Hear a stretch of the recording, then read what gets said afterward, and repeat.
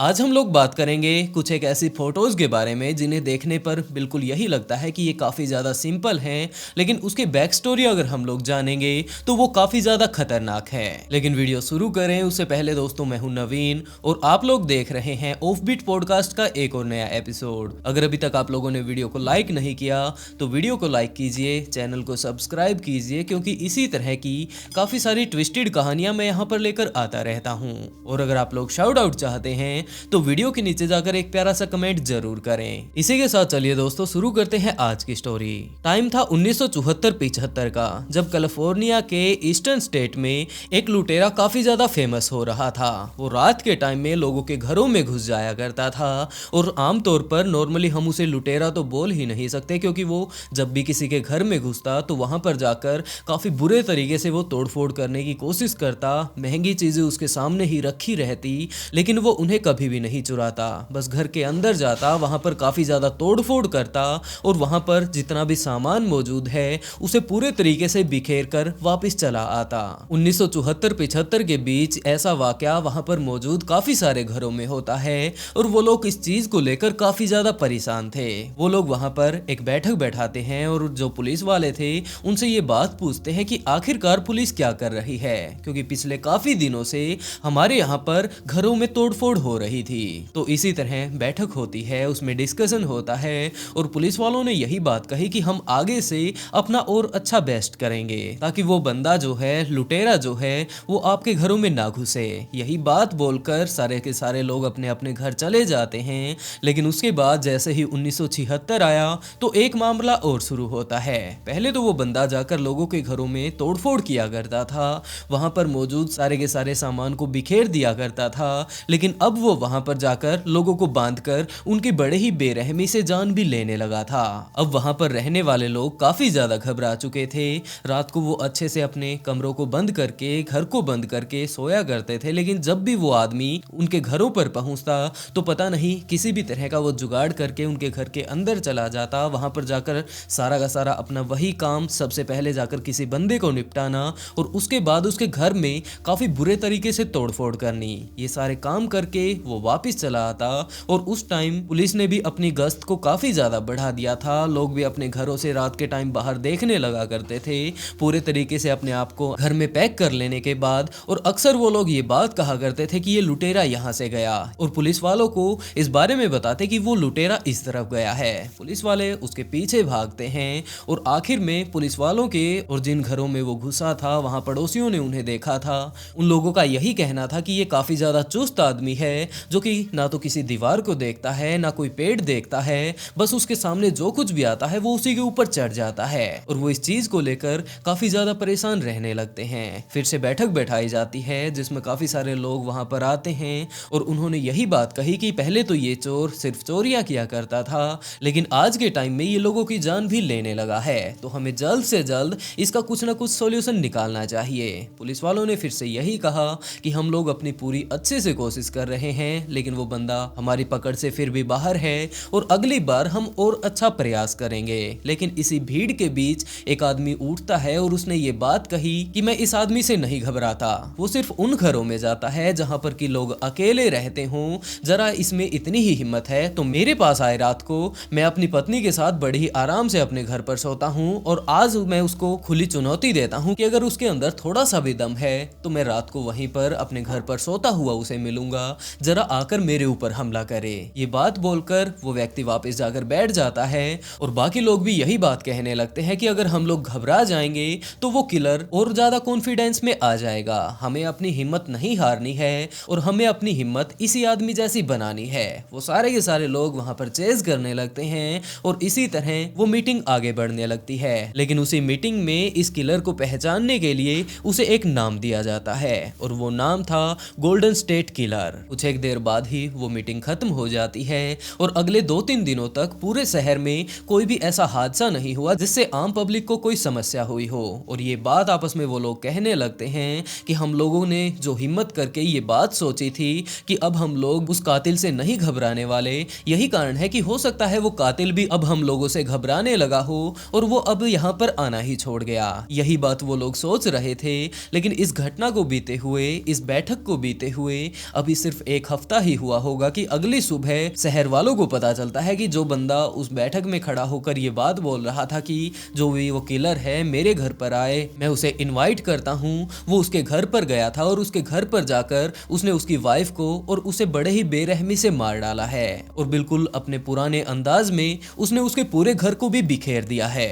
ये बात जानकर पूरे शहर में फिर से दहशत बैठने लग जाती है और लोग फिर से दरवाजे बंद करके रात को सोने लगते हैं और अगले काफी दिनों तक ये हादसे उनके शहर में यूं ही होते रहे। 2001 तक पुलिस वालों के पास इस तरह की कंप्लेंट आती रही थी कि जनाब इस तरह का एक बंदा है हमारे घर के बाहर हमारे दरवाजे तोड़ने की कोशिश कर रहा है, वो अंदर आने की कोशिश कर रहा है। लेकिन टाइम रहते जब वो लोग पुलिस वालों के पास कॉल कर देते और वो बंदा अंदर घुसने की कोशिश करता, उससे पहले ही पुलिस वहां पर आ जाती और उसके बाद वो बंदा वहां से भाग जाता। लेकिन 2016 आते आते काफी सारी चीजें बदल चुकी थी और डीएनए भी आ चुका था और पुरानी रिपोर्ट जितनी भी अभी तक कत्ल की आई थी उन सभी से उस कातिल का डीएनए मिल चुका था, जिसके बाद पुलिस वालों ने 2017 में डीएनए की मदद से उस कातिल को पकड़ लिया और ये था 74 साल का जोसेफ डिएंजेलो। इसे पकड़ लिया जाता है, पकड़कर पुलिस इसे अपने साथ लेकर जाती है। लेकिन इसी टाइम पुलिस जब इस केस के ऊपर इन्वेस्टिगेशन कर रही थी तो पुलिस वालों ने पाया कि यहाँ पर जो उस रात बैठक हुई थी यहाँ पर काफी सारे लोगों ने फोटो भी खींचे थे। इन फोटो में एक व्यक्ति को हम लोग देख सकते हैं और ये कोई और नहीं जबकि जोसेफ ही था और वो आदमी खड़ा होकर उस रात जब ये बात बोल रहा था कि मैं किसी भी कातिल से नहीं घबराता, अगर उसमें इतना ही दम है तो मैं मेरी वाइफ के साथ अकेला हमारे घर पर सोता हूँ, वो आकर हमारे ऊपर अटैक करके दिखाए। उस टाइम जोसेफ वहीं पर बैठा हुआ था और यही वो कातिल था जिसे वो लोग गोल्डन स्टेट किलर कहा करते थे। इससे पहले जोसेफ किसी भी रैंडम बंदे को जाकर अपना शिकार बना लिया करता था, लेकिन जब से इस आदमी ने ये बात कही थी कि वो उसके ऊपर हमला करके दिखाए अगर उसमें इतनी ही ताकत है, उस टाइम से ही जोसेफ ने ये टारगेट बना लिया था कि वो आम जनता को कभी भी नहीं सेधेगा, जबकि वो कपल्स को जाकर इस तरह अपना शिकार बनाया करेगा। और उसके बाद उसने काफी सारे कपल्स को अपना शिकार बनाया और जब उसके ऊपर केस चलता है तो करीबन 13 मामलों में उसे दोषी पाया जाता है और उसके ऐसे कारनामों को देखकर उसे उम्र कैद की सजा सुनाई गई।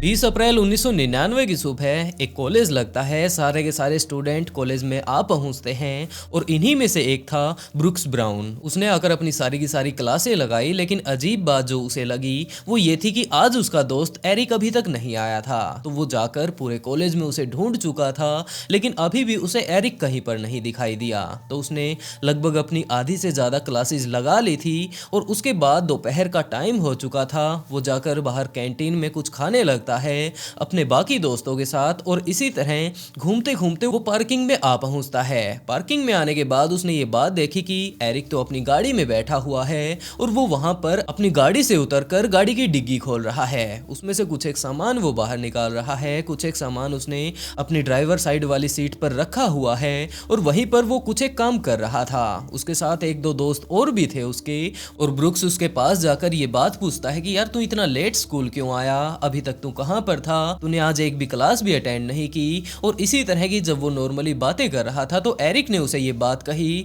कि यार तू देख मेरा काफी ज्यादा अच्छा दोस्त है और मैं तुझे एक ही बात बोलना चाहता हूँ कि तू वापस अपने घर पर चला जा। एरिक इस टाइम काफी ज्यादा सीरियस था तो ब्रुक ने ये बात देखी कि एरिक हमेशा इस तरह का सीरियस नहीं रहता और ये बात बोलकर कि चल ठीक है तो इसी तरह का अगर चाहता है तो मैं वापस चला जाऊंगा, ये बात बोलकर वापस कैंटीन में आ जाता है। तो वो वहां से कुछ एक खाने का सामान लेकर इसी तरह साइड में जाने लगता है वापस अपनी पार्किंग में ही और जाते जाते वो ये बात सोचने लगता है कि आज इसे क्या हुआ। वैसे तो ये नॉर्मली बड़े ही मस्ती में रहता है लेकिन आज ये कुछ ज्यादा ही सीरियस था। तो उसने ये बात सोची कि जरूर अब ये सीनियर बन चुका है, फाइनल ईयर में अब हम लोग आ चुके हैं तो ये किसी न किसी के साथ मस्ती करना चाहता होगा और मैं इसका काफी अच्छा दोस्त हूँ तो ये बिल्कुल भी नहीं चाहेगा कि इसकी मस्ती का मैं भी शिकार बन जाऊं। तो मेरे लिए काफी ज्यादा अच्छा यही रहेगा कि मैं टाइम रहते यहाँ से निकल जाऊं और उस मस्ती का शिकार मैं ना हो जाऊं। वो अपने कॉलेज से बाहर आकर यूं ही कुछ एक देर घूमने लगता है, बाकी अपने दोस्तों के साथ मिलने लगता है।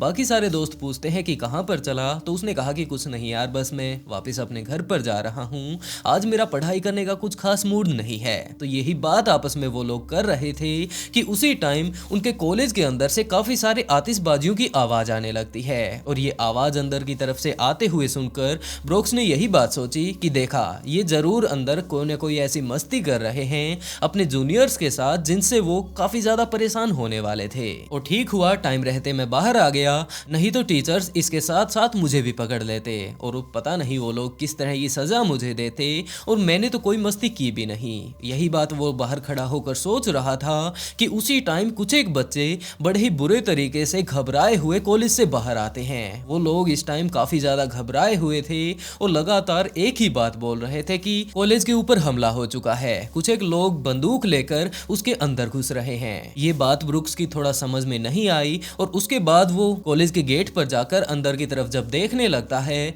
तो उसने पाया कि उसका दोस्त एरिक और उसके कुछ एक दोस्त अपने हाथों में बंदूक लेकर आगे की ओर फायरिंग करते हुए कॉलेज के अंदर घुस रहे हैं। ये चीज देखते ही ब्रुक्स काफी ज्यादा घबरा गया और वो तुरंत कॉलेज के बाहर की तरफ भागने लगता है और वहां सबसे पास में जो घर मौजूद था वहां पर जाकर उन पड़ोसियों से मदद मांगता है कि मुझे आप लोगों का फोन चाहिए, मुझे पुलिस के पास कॉल करना है। और उसने पुलिस वालों के पास कॉल किया क्योंकि वो नहीं चाहता था कि ये लोग इसी तरह फायरिंग करते करते अंदर घुस जाएं और उसके बाद वहां पर काफी सारे लोग अपनी जान गंवा दें। तो उसने तुरंत पुलिस वालों के पास कॉल कर दिया और सारी बातें डिटेल से बताई कि कुछ इस तरह अंदर का माहौल चल रहा है। पुलिस वाले भी वहां पर आ पहुंचते हैं और पुलिस वाले जब वहां पर जाकर उन लोगों के ऊपर पूरे तरीके से काबू पाते हैं तब तक वहां पर काफी सारा खून बह चुका था। लेकिन एरिक और उसके दोस्त अभी भी बंदूक छोड़ने के लिए तैयार नहीं थे। वो पुलिस वालों की तरफ भी बंदूक का मुंह करके गोली चलाने लगते हैं, जिसके चलते पुलिस वालों को जवाबी फायरिंग में उन्हें शूट करना पड़ा और उन्होंने अपनी वहीं पर जान गंवा दी। पुलिस वाले तुरंत वहां पर एम्बुलेंस का जुगाड़ करवाते हैं, उन्हें हॉस्पिटल लेकर जाते हैं, लेकिन इसका कुछ भी फायदा नहीं था। लेकिन जब वहां पर एम्बुलेंस आई हुई थी और सारे के सारे जितने भी जख्मी लोग थे उन्हें हॉस्पिटल पहुंचाया जाता है और उस टाइम काफी सारे स्टूडेंट ऐसे मौजूद थे जो कि इस फायरिंग में घायल हो जाते हैं और इस फायरिंग में लगभग 12 स्टूडेंट ने और एक टीचर ने अपनी जान गंवा दी थी। पुलिस वाले जब इस केस के ऊपर जाकर पूरी छानबीन करते हैं तो उन्होंने पाया कि यहाँ पर आने से पहले एरिक ने एक और बॉम्ब बना रखा था जो कि उन्होंने अपने घर पर ही बनाया था और उसे ले जाकर उन लोगों ने कॉलेज कैंटीन में लगाया था। उनकी सबसे पहले प्लानिंग ये थी कि वो लोग वहां पर एक बॉम्ब लगाएंगे, पहले ही बॉम्ब फटते ही काफी सारे लोग वहां पर घायल हो जाएंगे और जितने लोग बचेंगे वो सभी अपने आप को बचाने के लिए कॉलेज से बाहर जाने की कोशिश करेंगे और कॉलेज से अगर बाहर जाना है तो पार्किंग बीच में ही आती है, हम लोग यहीं पर मौजूद रहेंगे और हम लोग जैसे ही वो यहाँ पर आएंगे हम उन सभी को शूट कर देंगे। लेकिन ऐसा नहीं हो पाया, वो बॉम्ब वहां पर नहीं फटता है, जिसके बाद काफी देर तक वेट कर लेने के बाद एरिक और उसके दोस्तों ने ये प्लानिंग बनाई कि यार बॉम्ब तो नहीं फट रहा है, हमें ही अंदर जाना होगा और वो सभी अंदर जाने लगते हैं। कॉलेज के अंदर जाकर गोलीबारी वो करने लगते हैं और इस गोलीबारी में करीबन 12 स्टूडेंट और एक टीचर ने जान गंवा दी। लेकिन पुलिस वाले और ज्यादा इस केस के बारे में इन्वेस्टिगेशन करने लगते हैं कि आखिरकार इन लोगों की ये प्लानिंग कहां से आई, ये लोग ऐसा करना क्यों चाहते थे। तो पुलिस वालों ने पिछले काफी दिनों के काफी सारे रिकॉर्ड छान मारे, लेकिन कोई भी ऐसा हादसा सामने नहीं आया जहां पर एरिक की किसी भी लड़के के साथ या फिर उनके टीचर्स के साथ कोई लड़ाई हुई हो। लेकिन इसी इन्वेस्टिगेशन के दौरान उनके हाथ एक फोटो लगती है। ये फोटो उस टाइम की थी जब सारे के सारे बच्चे इस कॉलेज के इकट्ठे हो चुके थे, यहाँ पर एक फंक्शन था और उस टाइम एरिक और उसके दोस्त कैमरे की तरफ देखकर गोलियां चला रहे थे। और इस फोटो को देखकर पुलिस वालों का अंदाजा ये था कि ये फोटो लगभग आज से 2 महीने पहले ली गई है और हो ना हो ये लोग उसी टाइम से इस शूटिंग की तैयारी कर रहे थे। पुलिस वाले इस केस के ऊपर काफी ज्यादा इन्वेस्टिगेशन करते हैं, लेकिन उन लोगों के हाथ कोई भी ऐसी चीज नहीं लगी जिससे वो लोग पता लगा पाए कि आखिरकार ये लोग इस तरह की शूटिंग क्यों कर रहे थे और यहाँ पर इतने लोगों की जो इन्होंने जान ले ली उसका मेन कारण क्या है। सिर्फ और सिर्फ एक ये फोटो ही सामने आई जिसमें वो लोग काफी ज्यादा हंसी खुशी नजर आ रहे हैं और कैमरे की तरफ देखकर वो लोग गोलियां चला रहे हैं। लेकिन ये गोलियां उन्होंने क्यों चलाई इसका जवाब किसी के पास नहीं। ये कहानी भी अमेरिका की ही है। जब टायलर हेडली 15 साल का हो चुका था तो वो अब पूरे तरीके से बाहर घूमने का शौकीन बन चुका था, अपना ज़्यादा से ज़्यादा टाइम घर से बाहर बिताया करता था। अब वो सिर्फ 15 साल का हुआ ही था कि उसी टाइम उसके पेरेंट्स को इस बारे में पता चलता है कि अब ये लड़का अपने स्कूल भी नहीं जाता है, ज़्यादातर टाइम ये अपने घर से बाहर ही रहता है, पूरा दिन घूमता फिरता रहता है। और इस बात को लेकर उसके माता पिता उससे काफ़ी ज़्यादा गुस्सा थे, वो उसे हमेशा धमकाते रहते, यही बात कहते कि तुम्हें पढ़ाई करनी चाहिए, लेकिन टाइलर को इस बात से कोई मतलब नहीं था। वो वापस अपने घर से बाहर निकल पड़ता, घर से बाहर जाकर अपने दोस्तों से मिलता और फिर से घूमने के लिए निकल पड़ता। लेकिन इस बात से उसके माता पिता को काफी ज्यादा दिक्कत हो रही थी। उन्होंने ये बात कही कि अगर तुम पढ़ाई नहीं करोगे तो आगे चलकर तुम्हें काफी ज्यादा दिक्कत आने वाली है। वो अपने माता पिता से काफी ज्यादा तंग आ चुका था, जिसके चलते वो रात को लेट अपने घर पर पहुंचता। सुबह होते ही वो घर से निकल पड़ता और उसके माता पिता जबरदस्ती उसके ऊपर ये बातें थोप रहे थे कि तुम्हें कॉलेज जाना है, अपने स्कूल जाना है, पढ़ाई तुम्हें अपनी कंप्लीट करनी है, और अगर तुम ऐसा नहीं करते हो तो हम तुम्हारा मोबाइल छीन लेंगे। कुछ एक दिन तक तो टाइलर यूं ही करता है जिस तरह की उसके माता पिता बोल रहे थे।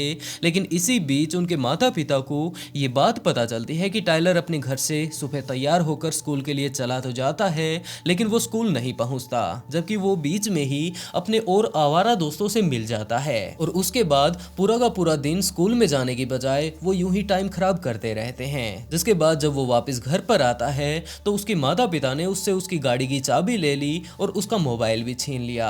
अब टाइलर को काफी ज्यादा गुस्सा आ चुका था और इस घटना के लगभग 1-2 दिन बाद वो अपने दोस्त के पास जाता है। वहां पर जाकर उसने अपने दोस्त से ये बात कही, जो कि उसका काफी ज्यादा करीबी दोस्त था, काफी ज्यादा पक्का वो उसका दोस्त था। उसने ये बात कही कि यार मैं अपने पेरेंट्स से काफी ज्यादा तंग आ चुका हूँ, ये पूरा दिन मुझे पढ़ाई के लिए बोलते रहते हैं और ये मुझसे नहीं होती। मैं बाहर घूमना चाहता हूँ लेकिन इन्हें इस चीज में भी दिक्कत है। हाँ, मैं जैसे तैसे करके बाहर से ही पैसा इकट्ठा कर लूंगा, मैं हर रोज इनसे पैसे नहीं मांगता, लेकिन इन्हें इसमें भी दिक्कत है। तो उसके दोस्त ने भी यही बात कही कि यार कोई बात नहीं, मेरे माता पिता भी ऐसे ही हैं, वो पूरा दिन मुझे पढ़ाई के लिए बोलते रहते हैं, मैं कुछ एक देर पढ़ाई कर भी लेता हूँ और उसके बाद मैं कहीं पर भी घूमता रहूं, उन्हें कोई दिक्कत नहीं है। लेकिन टाइलर का कहना था कि यार मेरे माता पिता ऐसे नहीं हैं, जबकि वो पूरा दिन यही चाहते हैं कि मैं पढ़ाई करता रहूं, और हो ना हो ऐसी हरकतों के चलते मैं एक ना एक दिन उनकी जान ले लूंगा। टाइलर की ऐसी बातें सुनकर उसके दोस्त ने ये बात कही कि यार तुम इस तरह के तो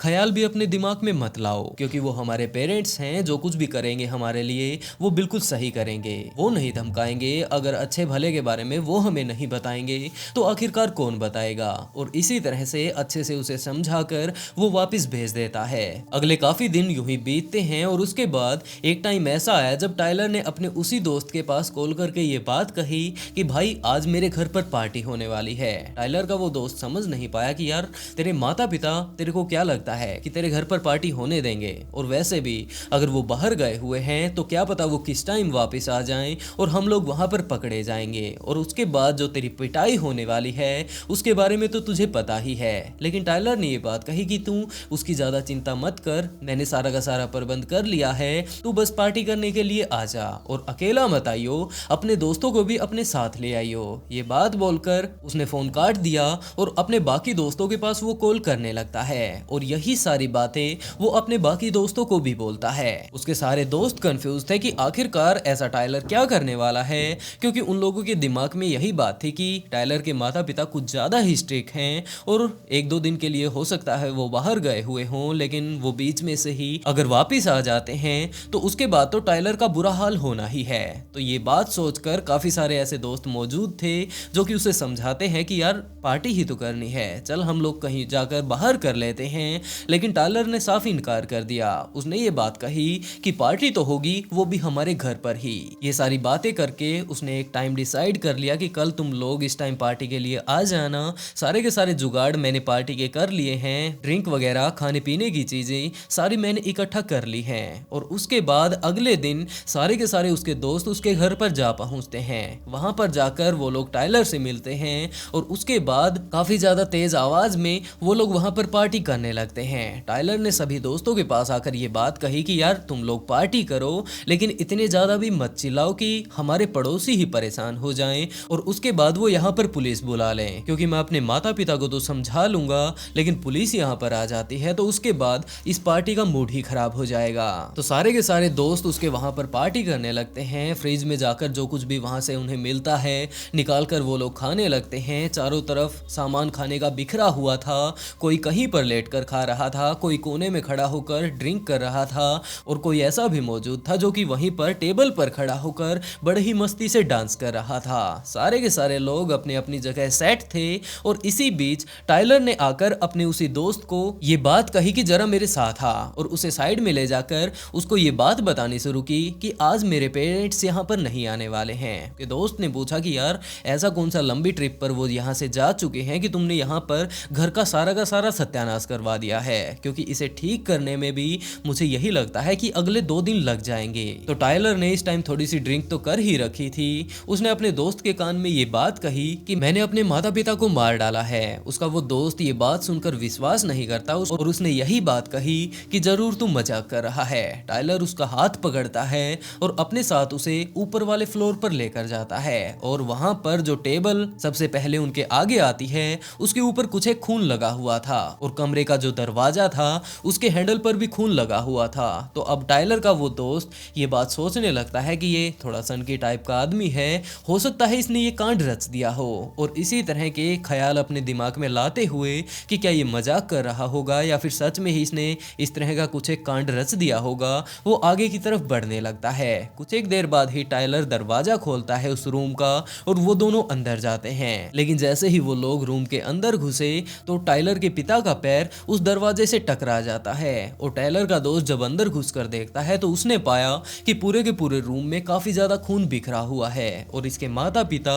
नीचे जमीन पर पड़े हुए हैं। ये चीज देखकर उसका भी दिमाग खराब होने लगा, क्योंकि वो इसके माता पिता को काफी ज्यादा करीब से जानता था। जब भी वो यहाँ पर आया करता था तो उसके माता पिता से वो मिला करता था, और ये बात जानकर टाइलर का वो दोस्त काफी ज्यादा परेशान होने लगता है और उसने ये बात कही कि यार तूने ये क्या कर दिया। टाइलर ने यही बात कही कि ये लोग मेरे ऊपर काफी ज्यादा रोका टोकी किया करते थे, लेकिन आज देखो बड़े ही शांति से ये लेटे हुए हैं। ना तो ये बात बोल रहे हैं कि तुम यहाँ पर अपने दोस्त के साथ इतनी रात को क्या कर रहे हो, और ना ही ये बात बोल रहे हैं कि तुम्हारे बाकी दोस्त नीचे क्या कर रहे हैं, और अब टोटली हम लोग खुलकर पार्टी कर सकते हैं। ये चीज देखकर उसका वो दोस्त काफी ज्यादा निराश होता है और वो दोनों ही रूम से बाहर आ जाते हैं। और उसके बाद उसके दोस्त ने टाइलर के साथ एक सेल्फी ली, क्योंकि उसे पता था कि जिस तरह का काम उसके दोस्त ने किया है वो अंदर जाने ही वाला है। और उसके बाद वो वापस नीचे आ जाते हैं। नीचे आने के बाद वो वापस घर से बाहर आता है और पड़ोस वाले घर में जाकर 911 के पास कॉल कर देता है और उन्हें सारी की सारी